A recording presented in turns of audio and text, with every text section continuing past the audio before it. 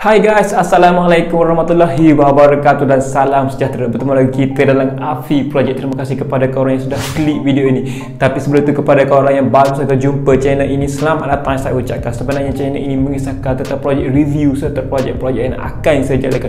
So guys, untuk video kali ini saya akan menerangkan kepada kita semua mengenai 7 syarat untuk book on pada Proton Wira. Yang mana 7 syarat ini saya tekankan kepada Proton Wira 1.3p dan 1.5p. Tapi sebelum kita pergi lebih lanjut lagi untuk video kita untuk kali ini, saya hargai sangat jika anda bantu saya dengan 2 klik, iaitu klik tombol subscribe dan klik button like dekat bawah ni. Ok guys, lanjut ke video kita untuk kali ini mengenai 7 syarat untuk book on.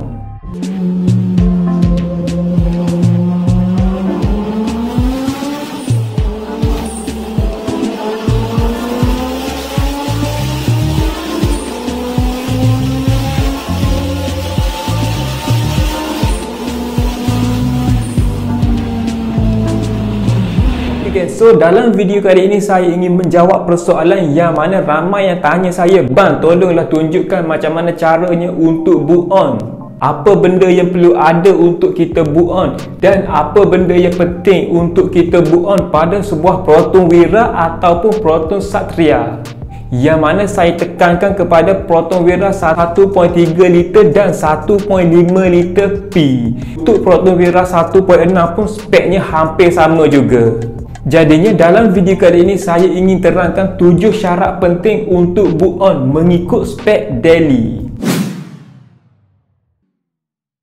Ok gang, tanpa berlengah masa lagi, jom kita pergi kepada topik utama kita. Yang pertama, turbo. Of course mesti ada turbo sebab nak book on. Turbo yang saya recommend ataupun cadangkan adalah daripada TD04 OL daripada Subaru. Untuk turbo ini boleh beli dekat Hafka ataupun aftermarket. Tapi bagi saya baik beli dekat aftermarket sebab senang dapat dan kondisinya pun baru. Kalau beli dekat Hafka boleh, tetapi kita tidak tahu dia punya condition tu macam mana. Nah, kalau untuk boost standard TD04 daripada Subaru ini adalah 1.0 bar. Untuk boost ini boleh pergi lagi tengok pada tuning dan barang yang kita gunakan selebihnya. Okay, so itu adalah yang pertama. Seterusnya kita pergi pula kepada yang kedua. Untuk yang kedua ini of course lah intercooler ataupun set piping. Benda yang kedua penting selain turbo untuk book on. Untuk intercooler ni dia ada bermacam-macam jenama ataupun bermacam-macam saiz. Biasa geng-geng book on ni mereka akan pilih intercooler daripada aftermarket punya sebab conditionnya baru dan cantik. Kalau daripada Hafka pun boleh dapat, contohnya intercooler daripada Mitsubishi GSR, Mitsubishi Evo dan sebagainya. Tapi kalau dapat dengan harga jackpot ataupun member bagi free, boleh je nak pakai. Ok guys, so macam yang saya katakan tadi, untuk intercooler aftermarket ini dia ada 3 jenis saiz yang selalu digunakan pada kaki-kaki book on. Ok, sebenarnya untuk saiz ini ianya bergantung kepada boost yang kita akan upgrade nanti. Untuk saiz ini ianya bergantung kepada tuning ataupun pomer kereta anda yang tune kereta anda mengikut boost yang sesuai dengan spek enjin kereta anda. Manakala untuk harga setiap intercooler ini bermulanya daripada RM300 sehinggalah RM500. Untuk harga ini hanya 3 yang saya senaraikan ini. Okay, itu untuk intercooler. Seterusnya untuk piping. Untuk piping ni ramai yang gunakan piping stainless steel. Tapi kalau kita nak jimat ataupun kita nak save budget, pakai pipe standard pun boleh juga dan kita cat pada warna hitam. Untuk piping ni ramai je yang pakai pipe besi biasa. Kalau kena cara buat lebih cantik pada stainless steel dan ianya bergantung kepada bajet masing-masing. Ok guys, itu adalah yang kedua. Seterusnya kita pergi pula kepada yang ketiga. Untuk yang ketiga ini saya pilih wastegate. Syarat ketiga untuk setiap book on. Okay, sama macam intercooler ataupun turbo tadi. Untuk wastegate ini kita boleh dapat dekat aftermarket ataupun dekat Hafka. Tapi saya cadangkan korang beli dekat aftermarket punya brand. Untuk wastegate yang saya cadangkan adalah Turbo Smart 38mm. Sebenarnya untuk wastegate ini ada bermacam-macam jenama dekat pasaran aftermarket. Kata orang setiap jenama tu merujuk kepada bunyi ataupun sound yang dikeluarkan untuk wastegate ini. Betul atau tidak saya tak tahu. Kalau korang tahu, korang boleh tinggalkan di ruang komen di bawah mengenai bunyi pada setiap wastegate ni macam mana. Okey, itu untuk wastegate ataupun yang ketiga. Seterusnya kita pergi pula pada yang keempat. Untuk yang keempat ini saya pilih wiring ataupun set wiring. Untuk set wiring ini ke enjin korang carburetor perlu upgrade kepada injection, terusnya barulah boleh boot on. Ok kan, so untuk set wiring ni kita boleh pilih. Kalau Proton Wira 1.6 saya galakkan pakai wiring 1.8 single cam. Manakala untuk Proton Wira 1.3 ataupun 1.5 saya galakkan pakai wiring 1.5 mmc. Dan ada satu lagi wiring iaitu wiring 1.5 video. Untuk wiring video ni pun stay boleh pakai, tetapi dia tak boleh nak push pada tekanan yang lebih tinggi lagi. Sebenarnya ramai je saya tengok orang boot on pada wiring 1.5 video. Ianya bergantung kepada tuning ataupun format korang yang tune kereta korang. Okey, apa perbezaan di antara video dan MMC ini? Nanti saya akan buat pada satu video mengenai perbezaan video serta MMC ini. Kalau saya nak terangkan dalam video ini mungkin akan ambil masa lebih lagi. Jadinya jika korang yang tahu apa perbezaan video serta MMC ini, korang boleh tinggalkan dekat ruang komen di bawah supaya kita sama-sama belajar.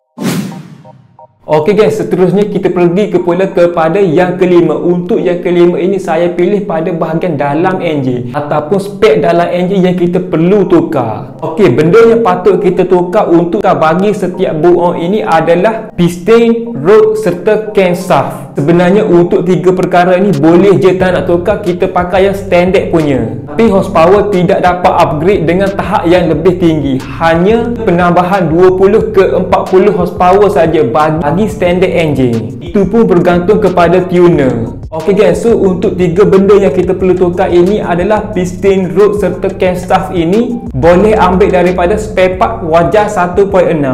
Tapi kalau dapat rod daripada Saga 8 vas lagi baik. Okey, untuk harga ketiga barang ini korang boleh rujuk kepada seller-seller ataupun kedai-kedai potong. Okey guys, so itu adalah yang kelima. Seterusnya kita pergi pula kepada yang keenam. Untuk yang keenam ini saya pilih blow off serta meter boost. Okey, untuk blow off ini ada bermacam-macam jenama dekat aftermarket.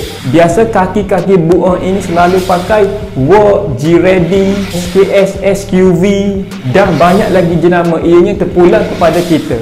Manakala untuk meter boost pula tak kisah nak pakai daripada jenama apa, asalkan dapat baca boost dengan betul dan tak lag semasa boost. Tapi untuk meter blower harga yang terlampau murah ini, pada waktu malam lampunya agak silau sedikit berbanding yang mahal ataupun yang original.